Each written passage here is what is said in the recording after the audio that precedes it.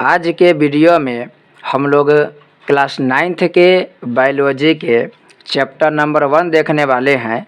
Chapter 1 का नाम है कोशिका जीवन की आधारभूत इकाई। कोशिका जीवन की आधारभूत इकाई। इस चैप्टर के हम लोग जितने भी ऑब्जेक्टिव प्रश्न हैं और उसके साथ साथ जो भी अति लघु उत्तरीय प्रश्न है उन सब का संपूर्ण विश्लेषण करेंगे। और जो भी आपके लिए एक्स्ट्रा बात होगा, ऑप्शन में आप देखेंगे तो प्रत्येक ऑप्शन में आपको प्रत्येक क्वेश्चन में आपको 4 विकल्प मिलता है, 4 ऑप्शन मिलता है। तो हो सके तो उन सब का भी व्याख्या किया जाएगा। तो चलिए शुरू करते हैं इस वीडियो के। पहला प्रश्न है, कोशिका में राइबोसोम की अनुपस्थिति में कौन सा कार्य संपादित नहीं होगा? जब कोशिका में राइबोसोम नहीं रहेगा तब कोशिका में प्रोटीन का संश्लेषण नहीं हो पाएगा। यानी राइबोसोम प्रोटीन का संश्लेषण करता है। याद रखेंगे, राइबोसोम कोशिका का एक बहुत ही महत्वपूर्ण अंग है और ये राइबोसोम प्रोटीन का संश्लेषण करता है। जब ये नहीं रहेगा तो प्रोटीन का संश्लेषण नहीं हो पाएगा। राइबोसोम की बात करें तो कोशिका में जो खुरदरी अंतःप्रदव्य जालिका होता है, खुरदरी अंतःप्रदव्य जालिका, खुरदरी अंतःप्रदव्य जालिका, इसी खुरदरी अंतःप्रदव्य जालिका के सतह पर राइबोसोम पाया जाता है। एक होता है खुरदरी अंतःप्रदव्य जालिका और एक होता है स्मूथ यानी कि चिकना अंतःप्रदव्य जालिका। तो आप जब कोशिका को देखेंगे तो कोशिका के ये मान लेते हैं कोशिका की आकृति हो गया, इसी में आपको इस तरीक़ा से आपको राइबोसोम मिलेगा और उसके ऊपर ये जो देख रहे हैं ये जो संरचना है ये होता है खुरदरी अंतःप्रदव्य जालिका। और इसी में ऊपर की तरफ आपको इस तरीक़ा से जो संरचना मिलेगा मटर के दाने के बराबर और सरसों के दाने के जैसा, वही कहलाता है राइबोसोम। ये राइबोसोम प्रोटीन का संश्लेषण करता है। साथ ही साथ प्रश्न पूछिएगा आपसे कि जो राइबोसोम है वो किसका किसका बना होता है। तो राइबोसोम प्रोटीन प्लस आरएनए का बना होता है। ये काफ़ी महत्वपूर्ण प्रश्न है, इसे याद रखेंगे। राइबोसोम प्रोटीन प्लस आरएनए का बना होता है। आप पढ़ते होंगे एक होता है डीएनए और एक होता है आरएनए। डीएनए का पूरा नाम हो गया deoxy ribo nucleic acid. Deoxy ribo nucleic acid ऐसे बोलते हैं, राइबो न्यूक्लिक एसिड। आगे के प्रश्न में इनके बारे में भी चर्चा किया जाएगा। नेक्स्ट है, जंतु कोशिका के सबसे बाहरी घेरे को कहते हैं। जंतु कोशिका का जो सबसे बाहरी घेरा होता है उसे कोशिका झिल्ली कहते हैं, जबकि पादप कोशिका के जो सबसे बाहरी घेरा होता है उसे कोशिका भित्ति कहा जाता है। ये जो कोशिका भित्ति होती है यह निर्जीव होता है। कोशिका भित्ति क्या होगा? निर्जीव होता है। जबकि कोशिका झिल्ली की बात करें तो यह जीवित यानी कि सजीव होता है। टोनोप्लास्ट की बात करें तो टोनोप्लास्ट कोशिका के, अब जब देखें कोशिका तो कोशिका के एक झिल्ली जैसा संरचना होता है। टोनोप्लास्ट कोशिका के एक झिल्ली जैसा संरचना होता है जो कोशिका में जो भी रिक्त स्थान है उसे घेरने का काम करता है। तो याद रखेंगे, टोनोप्लास्ट कोशिका के एक झिल्ली होता है जो कोशिका के रिक्त स्थान को घेरने का कार्य करती है। नेक्स्ट है, वैसे जीवों को जिसमें केंद्रक झिल्ली नहीं पाई जाती है उसे कहते हैं, उसे प्रोकैरियोट्स बोलते हैं। आप जब जीवन की उत्पत्ति पढ़ेंगे तो शुरुआत में जितने भी जीव था वह सभी अविकसित जीव था। अभी जितने भी जीव देखते हैं आप लोग, जैसे मानव हो गया, कुत्ता बिल्ली हो गया, ये जो भी पौधे देख रहे हैं वो सभी अधिकांश विकसित अवस्था में है। लेकिन जब जीवन के शुरुआत हुआ आरंभिक समय में जीव जंतु अविकसित अवस्था में था। तो जो भी अविकसित अवस्था में जीव जंतु था उसमें प्रोकैरियोटिक कोशिका पाया गया। प्रोकैरियोटिक यानी आपसे प्रश्न पूछे कि सबसे पहले जो अविकसित जीव था उसमें किस प्रकार की कोशिका पाया जाता था, तो उसमें प्रोकैरियोटिक कोशिका पाया जाता था। और इस प्रोकैरियोटिक कोशिका में केंद्रक झिल्ली नहीं पाई जाती थी। लेकिन धीरे धीरे जीव का विकास होते गया और उन जीव में प्रोकैरियोटिक कोशिका की जगह यूकैरियोटिक कोशिका का विकास हो गया। तो अविकसित जीव में प्रोकैरियोटिक कोशिका होता है और विकसित जो जीव होते हैं उसमें यूकैरियोटिक कोशिका देखने को मिलता है। यूकैरियोटिक कोशिका में केंद्रक झिल्ली पाई जाती है, जबकि प्रोकैरियोटिक कोशिका में केंद्रक झिल्ली नहीं पाई जाती है।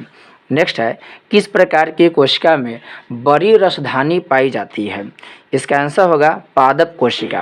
पादप कोशिका में बड़ी रसधानी पाई जाती है, जबकि जंतु कोशिका की रसधानी बहुत ही छोटी होती है। प्रोकैरियोटिक कोशिका देखिए, अविकसित जीव में जो अविकसित जीव है उसमें प्रोकैरियोटिक कोशिका पाया जाता है, जबकि जितने भी विकसित जीव है उसमें यूकैरियोटिक कोशिका पाया जाता है। नेक्स्ट है, जीन बने होते हैं। जीन डीएनए के खंड से बने होते हैं। जीन डीएनए के खंड से बने होते हैं। डीएनए का पूरा नाम क्या हो गया? Deoxy ribo nucleic acid. अब से लिख लेंगे डीऑक्सी राइबो न्यूक्लिक एसिड। और इसी में जब आपसे आरएनए पूछा जाएगा तो उसका पूरा नाम हो जाएगा राइबो न्यूक्लिक एसिड। लाइसोसोम की बात करें तो लाइसोसोम को आत्महत्या की थैली कहा जाता है। याद रखेंगे, बहुत इंपॉर्टेंट है। लाइसोसोम को आत्महत्या की थैली कहा जाता है। और इस लाइसोसोम को खोज किया था डी डुबे नामक वैज्ञानिक ने। डी डुबे नामक वैज्ञानिक के लिए लाइसोसोम की खोज किया था। नेक्स्ट है, माइटोकॉन्ड्रिया की बात करें तो माइटोकॉन्ड्रिया को कोशिका के ऊर्जा गृह कहा जाता है। कोशिका के पावर हाउस कहिए तब, या कोशिका के ऊर्जा गृह कहिए तब, या कोशिका के किचन कहिए, सब बात बराबर ही है। माइटोकॉन्ड्रिया को कोशिका के किचन घर भी कहा जाता है, पावर हाउस भी कहा जाता है और कोशिका के ऊर्जा स्थान भी कहा जाता है, क्योंकि कोशिका में ऊर्जा का जो निर्माण होता है वो माइटोकॉन्ड्रिया के ही द्वारा संभव होता है। नेक्स्ट है, कोशिका की वृद्धि किसके द्वारा नियंत्रित होती है? इसका राइट आंसर हो जाएगा केंद्रक के द्वारा। केंद्रक के द्वारा कोशिका के वृद्धि का नियंत्रण किया जाता है। केंद्रक के खोज की बात करें तो रॉबर्ट ब्राउन ने केंद्रक के क्या किया था? खोज किया था। और जो भी जीव में आप देखेंगे कि जितने भी जीव होता है उसमें जो गुण होता है वो माता पिता के गुण उसमें होता है, यानी माता पिता के ही गुण ट्रांसफ़र हो जाता है बच्चे में। उसके लिए जिम्मेदार होता है केंद्रक में उपस्थित डीएनए। इसी केंद्रक में डीएनए उपस्थित होता है और वही डीएनए आनुवांशिक गुण को एक पीढ़ी से दूसरे पीढ़ी में भेजने का काम करता है। गोल्जी उपकरण, ये जो गोल्जी उपकरण है इसका खोज किया था कैमिलो गोल्जी इसका खोज किया था। नेक्स्ट है, कोशिका भित्ति होती है। ये जो कोशिका भित्ति है ये पारगम्य होती है। पारगम्य के मतलब है एक स्थान से दूसरे स्थान तक किसी वस्तु को भेज देना। जैसे यहाँ पर ये कोई मान लेते हैं कि कोशिका भित्ति है। अब इस कोशिका भित्ति में बाहर से कोई भी पदार्थ अंदर आसानी से आ जा सकता है, तो यह हो गया पारगम्य, यानी इसके पार आराम से जा सकता है। लेकिन अर्ध पारगम्य का मतलब हुआ कुछ पदार्थ यहाँ पर रुक जाएगा, कुछ पदार्थ को रोक लेगा और कुछ पदार्थ अंदर चला जाएगा। चयनात्मक पारगम्य का मतलब होता है कि जो भी इस कोशिका के लिए आवश्यक है, जो आवश्यक पदार्थ है उसे तो अंदर जाने देगा, लेकिन जिस पदार्थ की आवश्यकता नहीं है उसे बाहर ही रोक लिया जाएगा। यानी चयन करने का काम करता है। चयन करता है कि कौन सा पदार्थ कोशिका के लिए अच्छा है, जो अच्छा होता है उसे आने देगा और जो पदार्थ अच्छा नहीं होगा उसे बाहर ही रोक देगा। तो याद रखिए, कोशिका जो भित्ति होती है वो पारगम्य होती है, लेकिन जो कोशिका झिल्ली होती है जीव जंतुओं में कोशिका झिल्ली पाया जाता है। तो ये जो कोशिका झिल्ली होता है, ये कोशिका झिल्ली चयनात्मक पारगम्य होती है। चयनात्मक पारगम्य के मतलब है ये चयन करता है कि कौन सा पदार्थ कोशिका के लिए अच्छा है, कौन सा पदार्थ अच्छा नहीं है। जो अच्छा होता है उसे अंदर आने देता है और जो अच्छा नहीं होता है उसे बाहर ही रोक दिया जाता है। नेक्स्ट प्रश्न हो गया, कोशिका द्रव में पाए जाने वाले अनियमित नलिकाओं के जाल को कहते हैं। इसे अंतःप्रदब्बी जालिका बोलते हैं। अंतःप्रदब्बी जालिका, ये जो अंतःप्रदब्बी जालिका है ये दो प्रकार के होता है। एक होता है खुरदरी, खुरदरी, और एक होता है चिकनी। एक होता है खुरदरी, एक होता है चिकनी। ये जो खुरदरी अंतःप्रदब्बी जालिका है, इसी के सतह पर, जैसे मान लीजिए ये हो गया अंतःप्रदब्बी जालिका, और इसी के सतह पर इस तरीक़ा से आप देखेंगे सरसों के आकार के जो संरचना मिलेगा वही होता है राइबोसोम। राइबोसोम होता है। लवक की बात करें तो इसे लवक के 3 प्रकार होता है, और ये लवक केवल पादप कोशिका में पाया जाता है। याद रखेंगे, लवक केवल कहाँ पाया जाएगा, तो लवक केवल पादप कोशिका में पाया जाता है। और इस लवक के 3 प्रकार है। एक होता है अवर्णी लवक, एक है वर्णी लवक, और एक होता है हरित लवक। नेक्स्ट है रंगीन प्लेस्टिड को कहते हैं। रंगीन प्लेस्टिड को क्रोमोप्लास्ट कहते हैं। क्रोमोप्लास्ट को ही हिंदी में बोलते हैं हम लोग वर्णी लवक। वर्णी लवक अभी बताएं आपको लवक के बारे में। लवक को ही इंग्लिश में प्लेस्टिड बोलते हैं। लवक को इंग्लिश में क्या बोलते हैं, प्लेस्टिड बोलते हैं। ये 3 प्रकार के होता है। एक होता है क्रोमोप्लास्ट, और क्रोमोप्लास्ट को हिंदी में बोलेंगे वर्णी लवक। एक होता है ल्यूकोप्लास्ट, और ल्यूकोप्लास्ट को बोलते हैं हम लोग हिंदी में अवर्णी लवक। और एक होता है तीसरा क्लोरोप्लास्ट। इस क्लोरोप्लास्ट को हम लोग हिंदी में बोलते हैं हरित लवक। हरित लवक, इसी हरित लवक के वजह से पेड़ पौधे के जो पत्ती होता है वो हरे रंग के होती है। नेक्स्ट है केंद्रक में पाए जाने वाले गाढ़े द्रव को कहते हैं। इसका आंसर हो जाएगा केंद्रक द्रव। केंद्रक में पाए जाने वाले गाढ़े द्रव को बोलेंगे केंद्रक द्रव। लेकिन माइटोकॉन्ड्रिया में, याद रखेंगे, माइटोकॉन्ड्रिया में जो गाढ़े रंग का द्रव होता है उसे मैट्रिक्स बोलते हैं। उसे मैट्रिक्स बोलते हैं। तो माइटोकॉन्ड्रिया के गाढ़े रंग के द्रव को मैट्रिक्स बोलते हैं, और केंद्रक में गाढ़े रंग के जो द्रव होता है उसे केंद्रक द्रव कहा जाता है। नेक्स्ट है इनमें कौन चयनात्मक पारगम्य झिल्ली है। इसका राइट आंसर हो जाए कोशिका झिल्ली। अभी चर्चा की हम इसके बारे में। कोशिका झिल्ली चयनात्मक पारगम्य झिल्ली होता है, जबकि कोशिका जो भित्ति होता है वह पारगम्य होता है। कोशिका भित्ति क्या होता है, पारगम्य होता है। टोनोप्लास्ट की भी चर्चा कर दिए थे। नेक्स्ट है निम्नलिखित कोशिकांगों में किसे आत्मघाती थैली कहते बताए थे आपको। लाइसोसोम को आत्मघाती थैली कहा जाता है, और इसकी खोज किया था डी डुबे नामक वैज्ञानिक। माइटोकॉन्ड्रिया के बताए थे कोशिका के ऊर्जा गृह कहा जाता है। ये जो माइटोकॉन्ड्रिया है, ये माइटोकॉन्ड्रिया जीव जंतु में ज़्यादा मिलता है। जीव जंतु में इसकी संख्या ज़्यादा होता है, जबकि पौधों की बात करें यानी पादप की बात करें तो पादप कोशिका में इसकी संख्या क्या होता है, कम होता है। क्वेश्चन पूछ जाता है माइटोकॉन्ड्रिया की संख्या किसके कोशिका में ज़्यादा होता है, तो जीव जंतु की कोशिका में ज़्यादा होता है, जबकि पादप कोशिका में इसकी संख्या कम होती है। नेक्स्ट है पौधों में गैसों का आदान प्रदान किस क्रिया द्वारा होता है।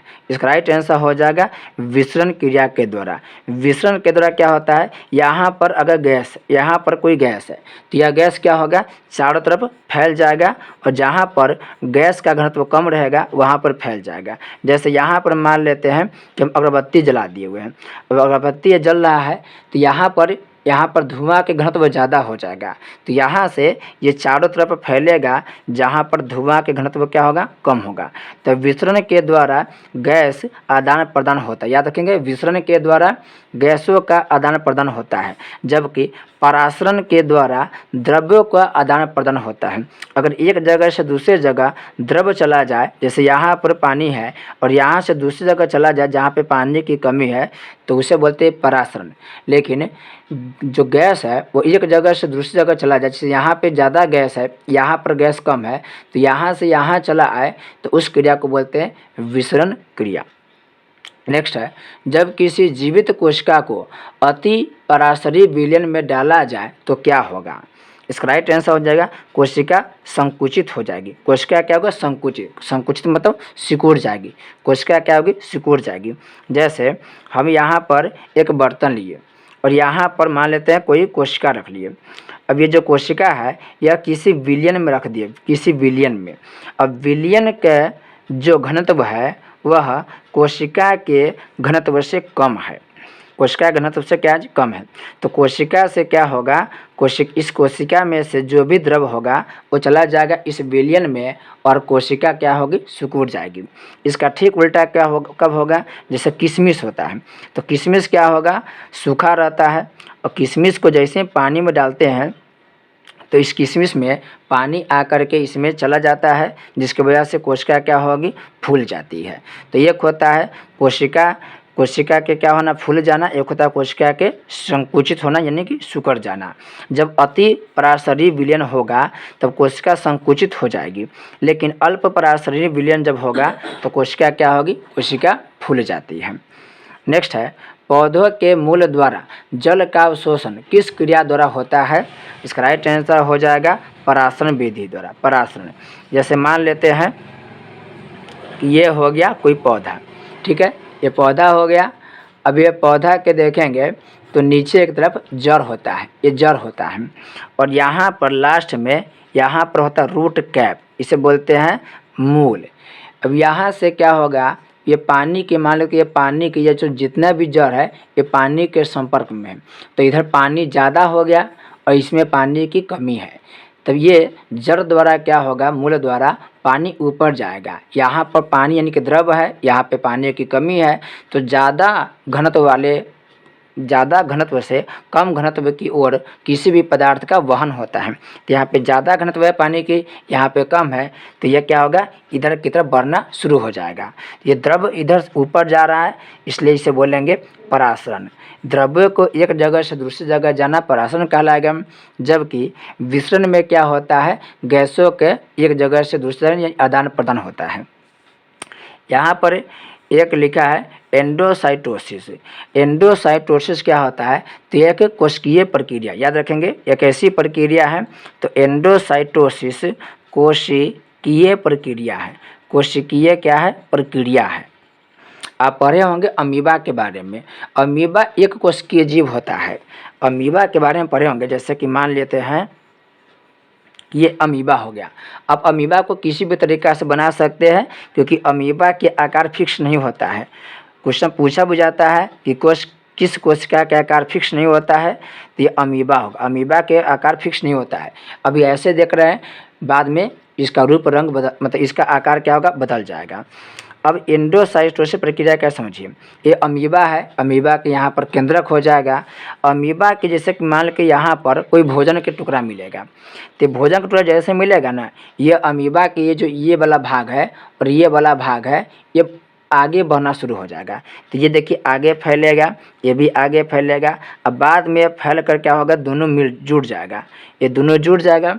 अब भोजन चला गया इसके अंदर कोशिका के अंदर। अब इस भोजन पर कैसी क्रिया होगी, तो इस पर एंडोसाइटोसिस की क्रिया होगी।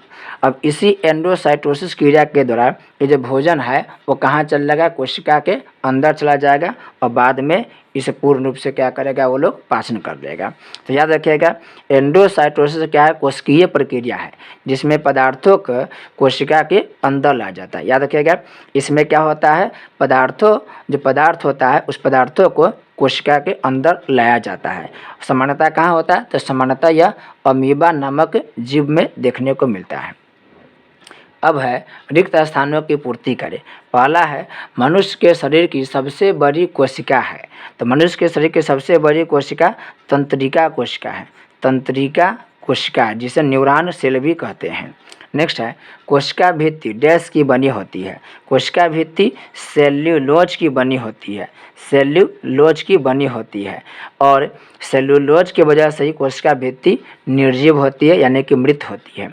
नेक्स्ट है राइबोसोम डैश के ऊपर पाए जाते, बताए थे राइबोसोम अंतःप्रदब्बी जालिका के ऊपर पाए जाते, अंतःप्रदब्बी जालिका के ऊपर पाए जाते हैं। नेक्स्ट है क्रोमोसोम डैश एवं डैश के बने होते हैं। ये जो क्रोमोसोम है ये डीएनए और हिस्टोन प्रोटीन, बहुत इंपॉर्टेंट है, इसे टिक लगा लेंगे।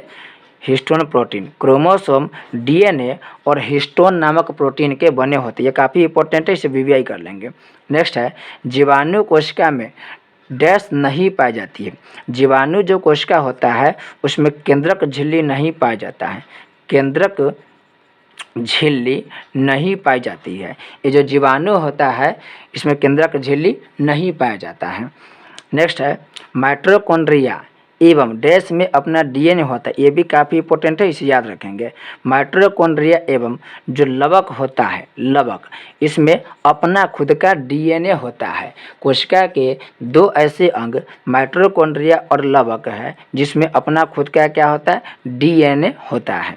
नेक्स्ट है अमीबा में खाद्य पदार्थों का अधिग्रहण डैश द्वारा होता है। अभी बताएं अमीबा में खाद्य पदार्थों का जो अधिग्रहण होगा वो एंडोसाइटोसिस क्रिया द्वारा होता है, एंडोसाइटोसिस,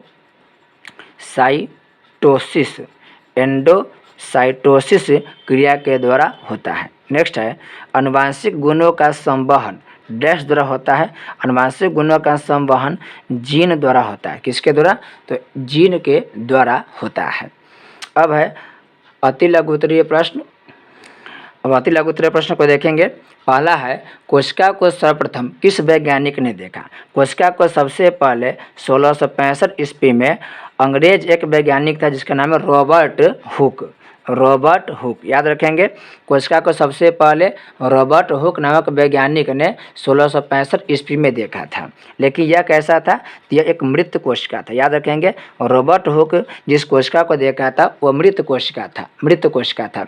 बाद में एक वैज्ञानिक आएगा जिसका नाम है ल्यूवेनहॉक, ल्यूवेनहॉक, और यह ल्यूवेनहॉक जीवित कोशिका को देखेगा, यानी यह जो कोशिका को देखेगा वो जीवाणु के कोशिका होगा, यानी जीवित कोशिका होगा। नेक्स्ट है कोशिका को जीवन की संरचनात्मक एवं क्रियात्मक इकाई क्यों कहा जाता है। तो आप लिखेंगे चूँकि मनुष्य का या जीव का शरीर, लिखिएगा आप लोग कि जीव का जो शरीर होता है वह कोशिका के ही द्वारा बना गया होता है। जीव का जो शरीर होता है वह कोशिकाओं के द्वारा निर्मित होते हैं। हालांकि पेड़ पौधे के भी शरीर कोशिका के द्वारा ही निर्मित होते हैं। और मनुष्य के जीवन जीने के लिए जो भी क्रिया होती है वो सभी क्रियाओं का संचालन कोशिका के द्वारा ही होता है। इसलिए कोशिका को जीवन की संरचनात्मक एवं क्रियात्मक इकाई कहा जाता है, क्योंकि जीव के या जो भी जीव जंतु है उसके संरचना यानी कि शरीर बना है किससे, तो कोशिका से बना है। और जीवन जीने के लिए जो भी क्रिया होती है वो सभी क्रिया कोशिका के द्वारा ही होता है। इसलिए कोशिका को जीवन की संरचनात्मक एवं क्रियात्मक इकाई कहा जाता है। जैसे मान लेकर चलिए कि हाथ है किसी का, तो ये हाथ किसका बना है, हाथ बना है कोशिका से। और कोशिका जब बहुत ज़्यादा हो जाता है तो एक ही जैसा जो कोशिका होता है उसके ग्रुप को हम बोलते हैं उत्तक, और इसी उत्तक से बनता है अंग। इसी उत्तक से क्या बनेगा, अंग।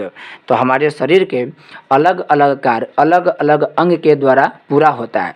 जैसे खाने पीने का काम अलग अंग द्वारा होता है, श्वसन क्रिया अलग अंग द्वारा होता है, उत्सर्जन क्रिया अलग अंग द्वारा होता है, लेकिन वह सभी अंग जो बना हुआ है वो कोशिका का ही बना हुआ है। इसलिए हम लोग बोलते हैं कि जो हमारा संरचना बना है, हमारा शरीर जो बना है वह अरबों खरबों कोशिकाओं के द्वारा बना है, और काम जो भी हो रहा है हमारे शरीर के वो सभी काम कोशिका के द्वारा ही हो रहा है। इसलिए कोशिका को जीवन की संरचनात्मक एवं क्रियात्मक इकाई कहा जाता है। नेक्स्ट प्रश्न है कोशिका भित्ति कहाँ पाई जाती है। ये जो कोशिका भित्ति है ये पादप कोशिका में पाई जाती है। पादप कहने का मतलब पौधा के कोशिका में, पादप कोशिका में पाई जाती है। और ये कैसी होती है, तो पादप कोशिका भित्ति कैसी होती है, तो मृत होती है। नेक्स्ट है कौन से कोशिकांग सक्रिय श्वसन स्थल है। ये तो काफ़ी महत्वपूर्ण है, इसे वीवीआई कर लेंगे।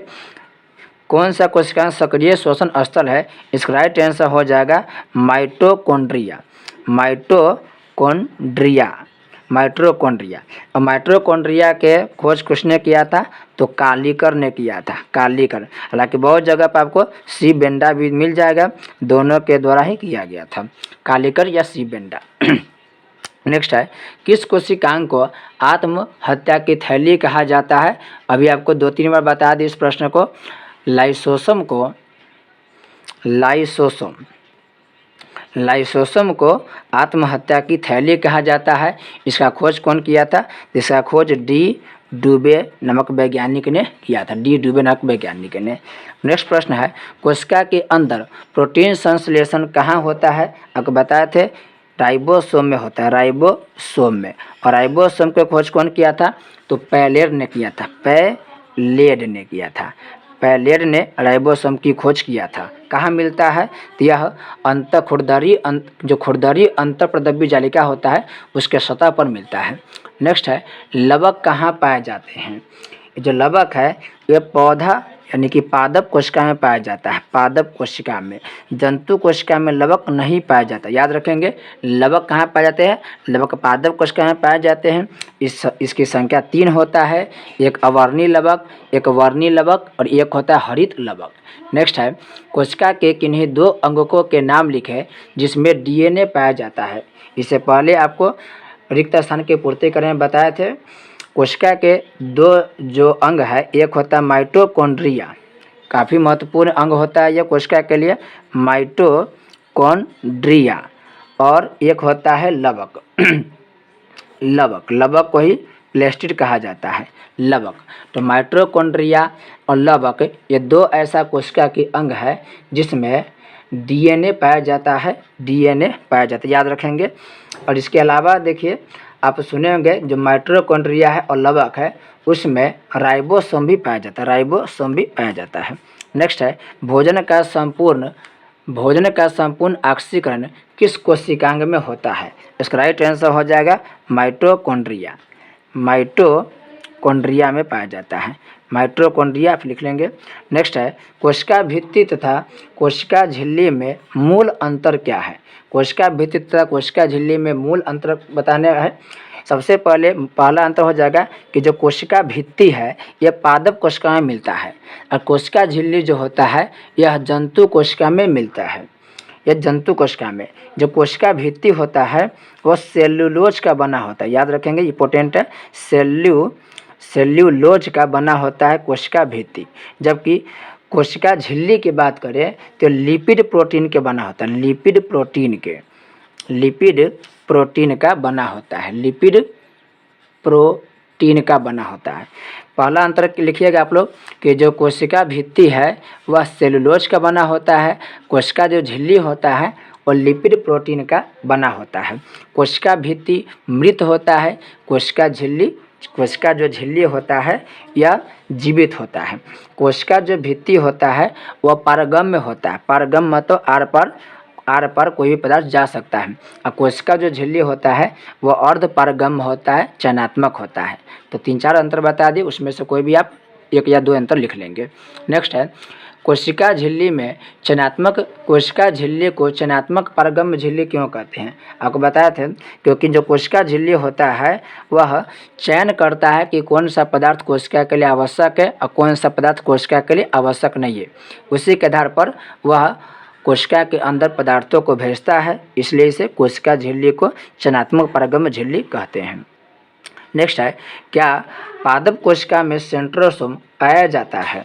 तो इसके आंसर होगा नहीं पाया जाता है। पादप कोशिका में सेंट्रोसोम नहीं पाया जाता है। कहीं कभी सेंट्रोसोम को हिंदी में नाम दे देगा तो हिंदी में बोलते उसको तारक काय, याद रखेंगे। सेंट्रोसोम को हिंदी में बोलते तारक काय, तो तारक काय या सेंट्रोसोम नहीं पाया जाता है। नेक्स्ट है, गाल्जी उपकरण कहाँ पाया जाता है?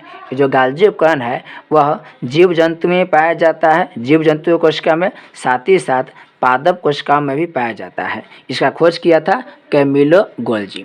नेक्स्ट है, ल्यूकोप्लास्ट का क्या कार्य है? ल्यूकोप्लास्ट जो होता है यह इसे बोलते हैं हिंदी में अवर्णी लवक, और यह होता है पौधा के जड़ में, यह पौधा के जड़ में होता है। इसका मुख्य काम है खाद्य पदार्थों का संग्रह करना, खाद्य यानी खाने वाला पदार्थ के संग्रह करना, खाद्य पदार्थ का संग्रह करना, संग्रह करना। ल्यूकोप्लास्ट, ये जो ल्यूकोप्लास्ट है इसे बोलते हैं अवर्णी लवक। अवर्णिक मतलब जिसका कोई रंग नहीं है। तो आप देखेंगे जो जड़ होता है उस जड़ का कोई रंग नहीं मिलेगा, तो इसलिए ल्यूकोप्लास्ट पौधा के जड़ में मिलता है और यह खाद्य पदार्थों का क्या करता है, संचय करता है। खाद्य पदार्थ में क्या, जो स्टार्च हो गया, प्रोटीन हो गया, इस सब का यह संचय करता है यानी जमा करता है। नेक्स्ट है अंतःप्रदव्य जालिका कितने प्रकार की होती है। अंतःप्रदव्य जालिका 2 प्रकार की होती है, आपको बताए थे। एक होता है चिकनी, एक होता है खुरदरी। खुरदरी अंतःप्रदव्य जालिका, एक होता है चिकनी अंतःप्रदव्य जालिका। नेक्स्ट है कौन सी कोशिकीय रचना जीन वाहक है। तो जीन वाहक की जब भी बात होगा इसका आंसर होगा डीएनए। डीएनए जो है यह जीन वाहक कोशिका की क्या है, रचना है। नेक्स्ट है क्रोमेटिन धागे। क्रोमेटिन धागे कब क्रोमोसोम की तरह दिखाई देता है। यह होता है कोशिका विभाजन के समय। कोशिका विभाजन, कोशिका जब टूटता है तो उस समय क्रोमेटिन धागे क्रोमोसोम की तरह दिखाई देता है। तो लिखिएगा कोशिका विभाजन के समय, कोशिका विभाजन के समय। नेक्स्ट है जीन किसे कहते हैं। तो जो जीन है वो डीएनए के क्रियात्मक खंड को जीन कहते हैं। जीन किसे कहेंगे, तो जो डीएनए होता है, इसे डीएनए के जो खंड होता है, एक खंड पूरा नहीं, जो खंड होता है उसी को हम क्या बोलते हैं, जीन बोलते हैं। तो लिखिएगा डीएनए जो होता है उसी के क्रियात्मक डीएनए के क्रियात्मक खंड को जीन कहा जाता है। नेक्स्ट प्रश्न हो गया क्रोमोसोम का निर्माण किन किन घटकों से होता है। जो क्रोमोसोम है इसे क्रोमोसोम का निर्माण करा किन किन घटकों से। तो लिखिएगा आप लोग डीएनए, क्रोमोसोम का निर्माण डीएनए तथा हिस्टोन प्रोटीन से होता है। काफ़ी महत्वपूर्ण यह प्रश्न है। क्रोमोसोम का निर्माण डीएनए प्लस हिस्टोन प्रोटीन से होता है। नेक्स्ट प्रश्न है केंद्रिका कहाँ पाया जाता है। ये जो केंद्रिका है यह कोशिका द्रव में पाया जाता है। कोशिका द्रव में और कोशिका द्रव कहाँ, तो जो केंद्रक के कोशिका द्रव होता है, याद रखिएगा केंद्रक के जो कोशिका द्रव होता है उसी केंद्रक के कोशिका द्रव में केंद्रिका पाया जाता है। नेक्स्ट हो गया किस प्रकार की कोशिका में केंद्रक नहीं पाया जाता है। तो जितने भी प्रोकैरियोटिक कोशिका होता है, प्रो मतलब बहुत पहले वाला, प्रोकैरियोटिक जो भी जीव जंतु बहुत पहले जन्म लिया था, जो विकसित नहीं हुआ, उसे बोलते हैं प्रोकैरियोटिक। तो जितने भी प्रोकैरियोटिक कोशिका होता है उसमें केंद्रक नहीं पाया जाता है, जबकि यूकैरियोटिक जो कोशिका होता है उसमें केंद्रक पाया जाता है, जिसकी वजह से वो लोग विकसित हो गया। नेक्स्ट है कोशिका के भीतरी तथा बाहरी वातावरण के बीच गैसों का आदान प्रदान किस क्रिया के द्वारा होता है। इसके पहले भी आंसर हम बता दिए हैं, यह होगा विसरण क्रिया द्वारा। विसरण, जब भी गैस की बात करें तो गैसों का आदान प्रदान किसके द्वारा होगा, विसरण द्वारा। और जब द्रव्य की बात करें तो द्रव्य को आदान प्रदान की बात करें तो होगा परासरण क्रिया द्वारा, परासरण, और गैसों का बोले तो विसरण। नेक्स्ट है पौधों में गैसों का आदान प्रदान, पौधों में गैसों का आदान प्रदान किस संरचना द्वारा होता है। इसका आंसर हो जाएगा रंध्र या एस्टोमाटा। रंध्र को इंग्लिश में बोलते हैं एस्टोमाटा। रंध्र या एस्टोमाटा के द्वारा पौधों में गैसों का आदान प्रदान होता है। नेक्स्ट है पौधों के मूल रोम द्वारा जल के अवशोषण में किस क्रिया का उपयोग होता है। इसका आंसर हो जाएगा, जब भी जल के अवशोषण की बात करें इसका आंसर हो जाएगा परासरण क्रिया के द्वारा होगा। नेक्स्ट है 25 नंबर, जीवों का शरीर किसका बना होता है। यह आसान है लेकिन यह क्वेश्चन खूब पूछता है। कोई भी जीव जंतु है उसका जो शरीर बना है वो कोशिका के बना है, और कोशिका को हम लोग क्या बोलते हैं, जीवन की आधारभूत इकाई बोलते हैं।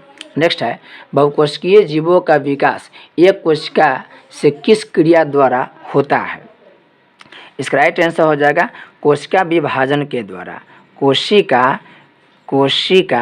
विभाजन के द्वारा, कोशिका विभाजन के द्वारा। जैसे देखते हैं कोई भी जीव जंतु या पौधा होता है वो पहले छोटा होता है, लेकिन उसमें से समझिए कि यह कोशिका है, तो यही कोशिका बाद में क्या होगा, टूट के 2 कोशिका हो जाएगा, 2 से 4 कोशिका हो जाएगा, फिर 8 कोशिका हो जाएगा, फिर आगे जैसे जैसे समय बीतते जाएगा कोशिका का विभाजन होते जाएगा, और जितना कोशिका के विभाजन होगा शरीर में उतना ही क्या होगा, वृद्धि होते रहेगा।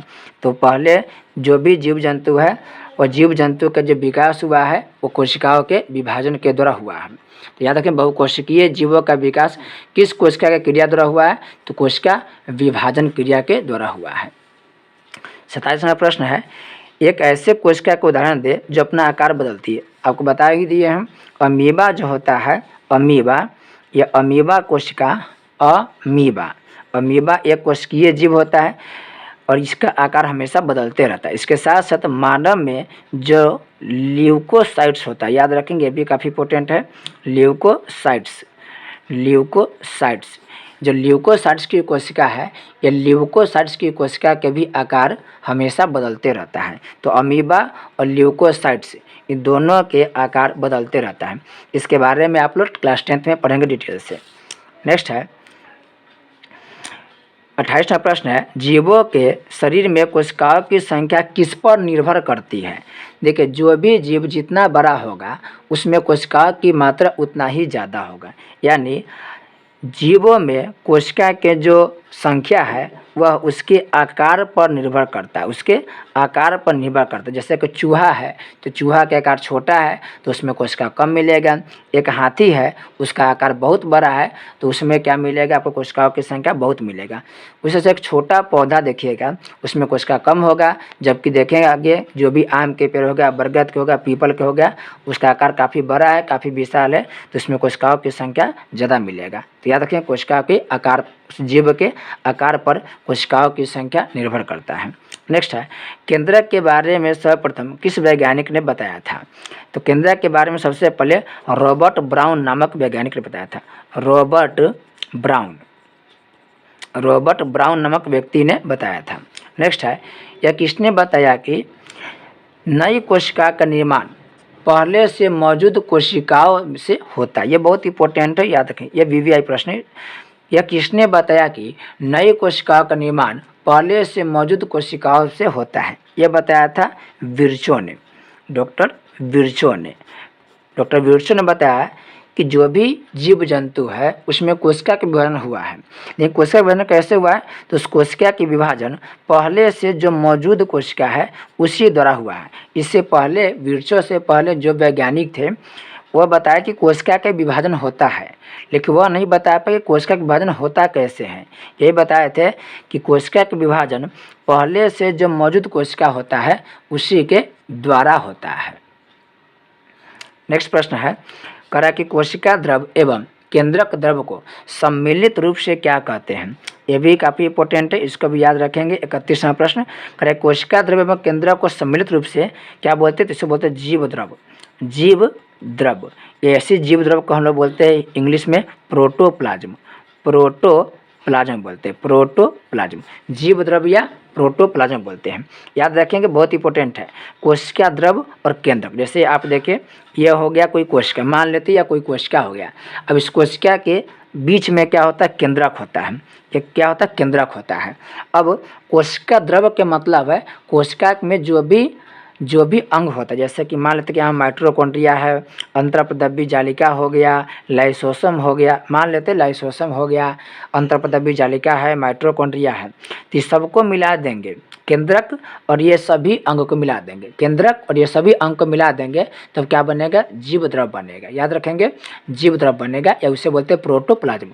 द्रव, ये जो द्रव लिखा है इस द्रव का मतलब होता है पदार्थ, इस द्रव का मतलब क्या होता है, पदार्थ होता है। और ये द्रव होता है तो इस द्रव का मतलब होता है लिक्विड, यानी कि पानी। जैसे पानी क्या होता है, ये जो पानी है इस अवस्था में होता है द्रव अवस्था में, और पानी एक पदार्थ है तो हम उसे बोलेंगे पानी क्या है, द्रव है। द्रव मतलब पदार्थ होता है। नेक्स्ट है, कोशिका भित्ति किसके कारण कड़ी और निर्जीव होती है। तो कोशिका जो भित्ति होता है उसमें सेलुलोज होता है, सेलुलोज की वजह से बनता है। सेलुलोज। कोशिका भित्ति किसका बना होता है? तो कोशिका भित्ति सेलुलोज का बना होता है, जिसके वजह से यह करी होता है और निर्जीव हो जाता है। नेक्स्ट है झिल्ली युक्त कोशिकांग किन कोशिकाओं में पाए जाते हैं? इसका राइट आंसर हो जाएगा यूकैरियोटिक कोशिका में।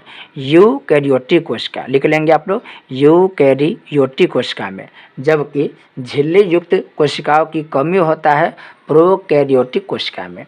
नेक्स्ट है अंतःप्रदब्बी जालिका कितने प्रकार की होती है? बताए थे आपको, यह 2 प्रकार की होती है, एक होता है चिकनी और एक होता है दानेदार या खुरदरी अंतःप्रदब्बी जालिका। तो चिकनी अंतःप्रदब्बी जालिका और एक होता है खुरदरी या दानेदार अंतःप्रदब्बी जालिका। नेक्स्ट है गुच्छों में पाए जाने वाले राइबोसोम को क्या कहते हैं? तो गुच्छों में जो पाए जाने राइबोसोम होता है उसे बोलते हैं पोलीसोम या पॉलीराइबोसोम। इसका राइट आंसर होगा 35 के पॉलीराइबोसोम। पॉलीराइबोसोम, पोली। जब भी आप किसी शब्द के आगे पोली शब्द देखेंगे, पोली उसका मतलब होता है बहुत, जैसे कि पॉलीटेक्निक यानी बहुत सारा टेक्निक। तो पोली शब्द आएगा उसका आंसर हो जाएगा बहुत सारा। पोली मतलब बहुत। इसका आंसर क्या होगा? गुच्छों में पाए जाने वाले राइबोसोम को क्या बोलते हैं? पॉलीराइबोसोम, या उसे बोल देते हैं हम लोग पॉलीराइबोसोम को बोल देते हैं हम लोग पोलीसोम, पोलीसोम बोल देते हैं। नेक्स्ट है पादप कोशिका में गाल्जी उपकरण को सामान्यतः क्या कहते हैं? इसे बोलते हैं डिक्टियोसोम, याद रखेंगे। पादप कोशिका में गाल्जी उपकरण को हम लोग क्या बोलते हैं? तो इसे हम बोलते हैं डिक्टियोसोम, डिक्टियोसोम, डिक्टियोसोम बोलते हैं, डिक्टियोसोम। इसे लिख लेंगे ठीक से वीडियो को पॉज करके, डिक्टियोसोम बोलते हैं। पादप कोशिका में गाल्जी उपकरण को सामान्यतः क्या बोलेंगे? डिक्टियोसोम बोलेंगे। नेक्स्ट है कोशिका की रसधानियों को चारों ओर से घेरने वाली झिल्ली को क्या कहते हैं? कोशिका की जो रसधानी होता है इसको घेरने वाले जो झिल्ली होता है उसे टोनोप्लास्ट बोलते हैं, टोनोप्लास्ट, टोनोप्लास्ट बोलते हैं, टोनोप्लास्ट, टोनोप्लास्ट बोलते हैं।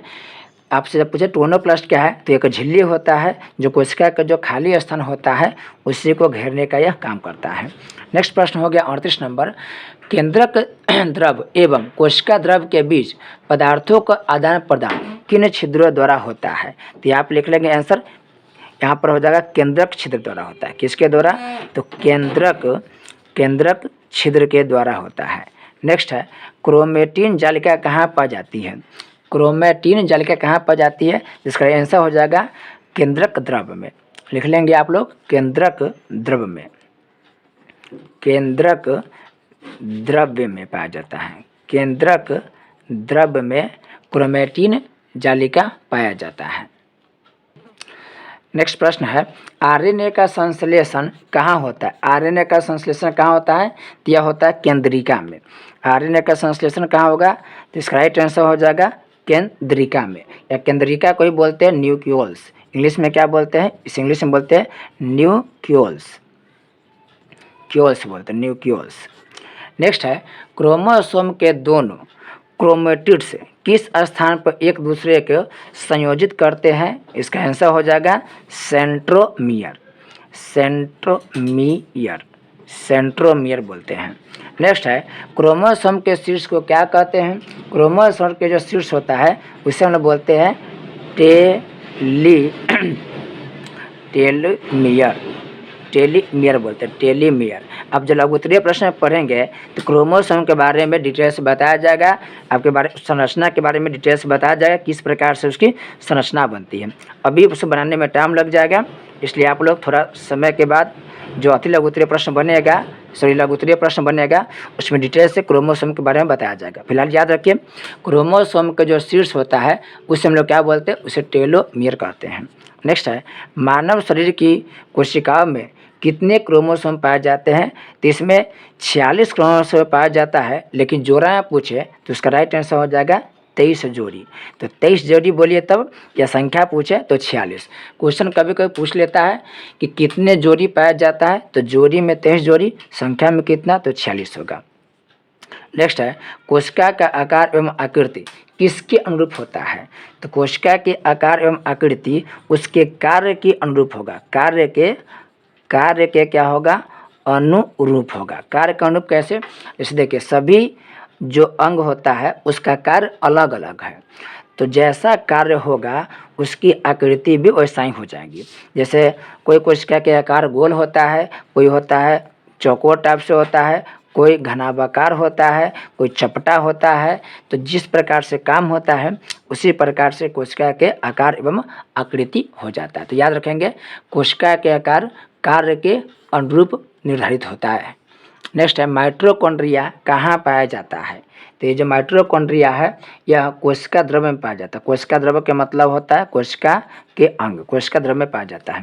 नेक्स्ट है रंगहीन या श्वेत प्लेस्टिड को क्या बोलते हैं। इसे इंग्लिश में बोलते हैं हम लोग ल्यूकोप्लास्ट, ल्यूकोप्लास्ट बोलते हैं, ल्यूकोप्लास्ट।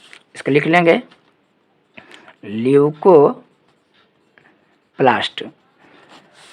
यह कहाँ होता है, तो सामान्यतः यह पौधे के जड़ में पाया जाता है। नेक्स्ट है गोल्जी उपकरण में पाई जाने वाली चारों तरफ से झिल्ली से घिरी हुई अनेक समानांतर नलिकाओं के समूह को क्या कहते हैं। इसे हम बोलते हैं सिस्टर्नी। इसका राइट आंसर हो जाएगा सिस्टर्नी, सिस्टर्नी से बोलेंगे।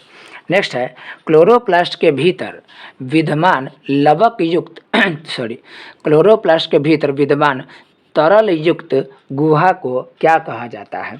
इसे एस्ट्रोमा कहा जाता है, एस्ट्रोमा कहा जाता है, एस्ट्रोमा कहा जाता है। नेक्स्ट है किस संरचना के अभाव में वायरस में सजीवों का लक्षण परिलक्षित नहीं होता है। तो ये जो दिया है कि किस संरचना के अभाव में वायरस में सजीवों का लक्षण परिलक्षित नहीं होता है, इसका हो जाएगा झिल्ली के अभाव में। कोशिका जो झिल्ली होता है उस कोशिका झिल्ली के अभाव में ये जो वायरस होता है यह न तो सजीव है न ही निर्जीव होता है। याद रखेंगे वायरस यानी कि इसे बोलते हैं हिंदी में विषाणु। ये जो वायरस यानी विषाणु है यह न तो सजीव माना जाता है न निर्जीव माना जाता है।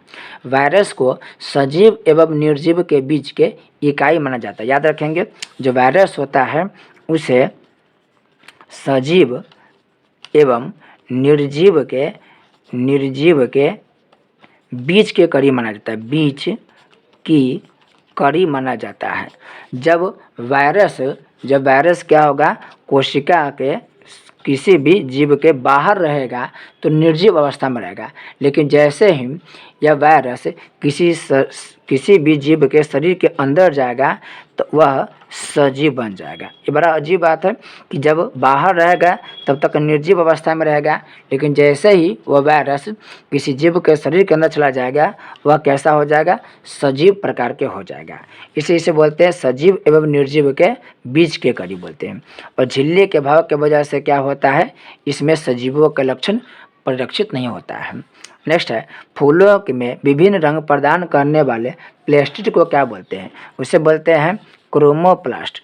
क्रोमोप्लास्ट को हिंदी में बोलते हैं वर्णी लवक। क्रोमोप्लास्ट को क्या बोलते हैं हिंदी में, क्रोमोप्लास्ट को हिंदी में बोलते हैं वर्णी लवक। और वर्णी मतलब क्या होता है, वर्ण मतलब होता है वर्णी लवक। वर्ण के मतलब होता है रंग। तो जितने भी देखेंगे कि पेड़ पौधा के जो फूल होते हैं वो अलग अलग प्रकार के होते हैं, क्योंकि वर्णी लवक मिलता है और वर्णी लवक में अलग अलग वर्ण यानी कि अलग अलग रंग पाए जाते हैं। इसलिए आप देखेंगे तो लाल, पीला, गुलाबी, नीला अलग अलग प्रकार के फूल देखने को मिलता है। लवक के बात हम बताते हैं, लवक 3 प्रकार के होते हैं, एक अवर्णी लवक, एक वर्णी लवक और एक होता है हरित लवक। हरित लवक जो होता है उसकी वजह से पेड़ पौधा के पत्ते का रंग हरा हो जाता है।